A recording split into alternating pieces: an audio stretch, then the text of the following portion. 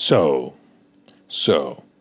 there are these things called books, and I'm to understand that they are pieces of paper bound by cardboard or sometimes leather, and on the paper are written words, so you can print words, not just say them. And the words form sentences and paragraphs, and which in chapters. And these words are stories, or poems, or documentaries of some sort, or instruction manuals. Well, it seems like in our journey through the Emerald Isles, in England, Scotland, and Ireland, both Irelands, the bookstores are aplenty, and used bookstores are aplenty, and lending libraries are aplenty. If you want a book, you can find one. So our journey to see castles and such seemed to every turn become one about some sort of author. And some of these names you recognize, but as we're touring some places where they lived or were inspired, we learned more about them. So here we are with Rudyard Kipling. Now, I'm a big Disney Jungle Book fan. I've loved that all my life with the if you're going to pick a prickly pear, use the paw, not the claw, or the claw, not the paw. And we discovered that by accident one day. That's actually true. However, Rudyard Kipling's version of Jungle Book is quite a bit different. Now, if you remember Mowgli in Jungle Book is an Indian boy, then Rudyard Kipling had a lot of experience with that because he was born in, I believe, Bombay or Mumbai, as I think it's called now. And his first language, but his parents didn't know this, his first language was Hindi, and he was quite fluent in Hindi, and he used to say he dreamt in Hindi. So he had a lot of experience with Indian culture and being British and their control over India.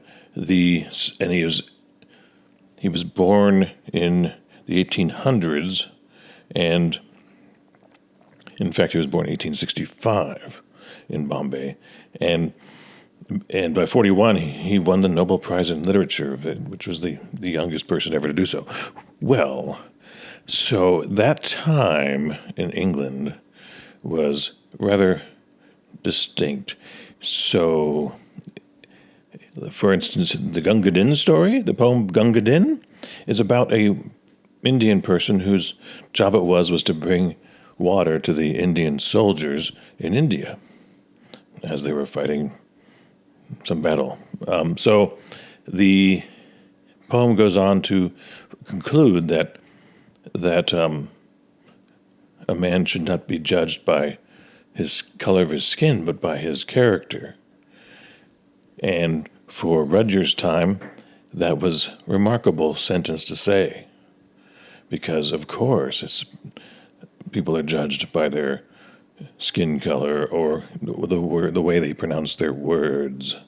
So he's another one of these characters who, viewed with 21st century spectacles, it's a little uncomfortable reading some of his things, that he is surprised that somebody with darker skin can be an honorable person. When today we're like, well, why couldn't they? So a lesson for me that I draw from this, now I'm no Rudyard Kipling, and I'm not very famous, nor will I ever be, but there are people who know me and will remember me. So I want to decide right now, what side of future history will my thoughts be on? And I hope, I try, I endeavor to be on the side that's the good side of history, not to be one that like, how could he think that? Well, hope I've been inspired by this garden we're touring, and also by Rudyard's own existence. Now, the poor fellow, he had a really bad childhood because his parents thought they were doing the better thing of putting him in care of a boarding school, which then beat him and tortured him. So he then went on to a pretty good adult life, and he had some great children, but he outlived all but one of them. And then none of them had any children, so his bloodline ended with his own children. So let's tour his garden and see this happy moment in his life where he wrote mostly the Just So stories and several poems here in the garden in Rottingdean, England. Right now, we are at the Kipling Gardens in Rottingdean, just east of Brighton. In fact, this won the Brighton Hove City Council Kipling Gardens Green Flag Award. And a double-decker just went behind me. So this is Rudyard Kipling's garden. So he spent some time here. There's a house here. I don't know if he's from here, but so Rudyard Kipling, didn't he write what we know as the Jungle Book, which is not like the movie at all.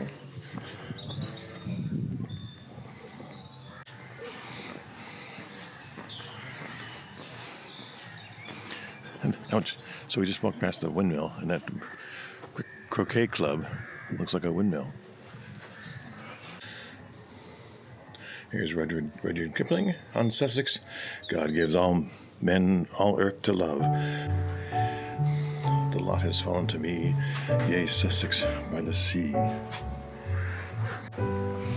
And there's the windmill.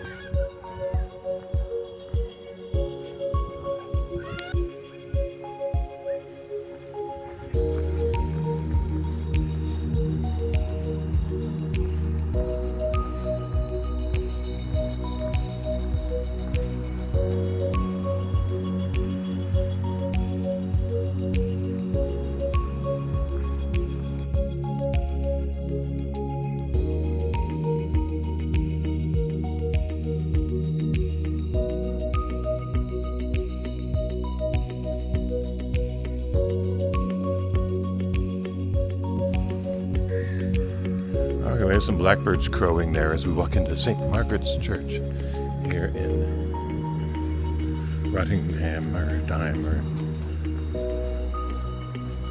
There we go, St. Margaret's Parish, Rottingdean,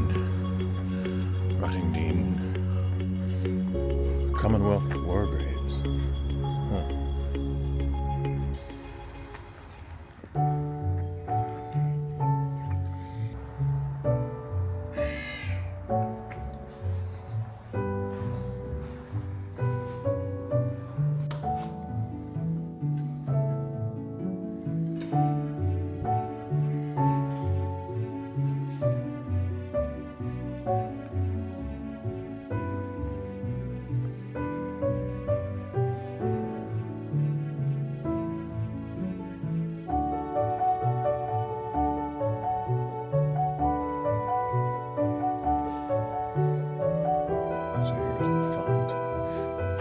Well, that is St. Margaret's.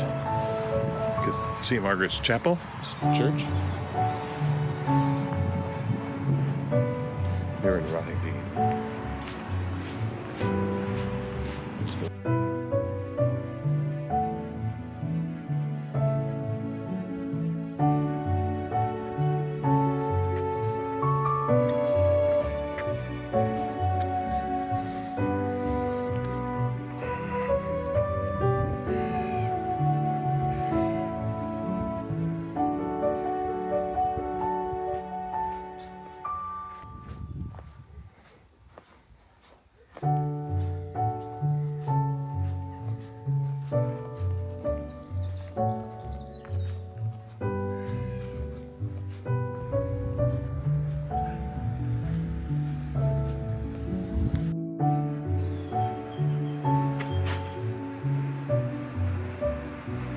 So Kipling's Gardens. So the gardens were once part of the Elms, the adjoining house where the writer Rudyard Kipling lived from 1897 to 1902. It was here that he wrote Stalky and Company, Kim, and some of his famous Just So stories. Just So. This is a great place to do things called Just So. Well, welcome to Rudyard Gardens. Hello, future me is back. Well, thanks for watching our trip to Rudyard's Garden in Rottingdean. I had various pronunciations of that name in the video. It's Rottingdean. So remember to click like and subscribe if you liked.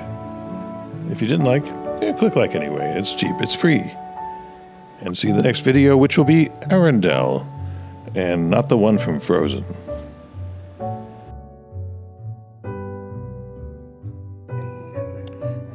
So here we are having cream tea and scones. Here's the clotted cream, the jam, and the lumps.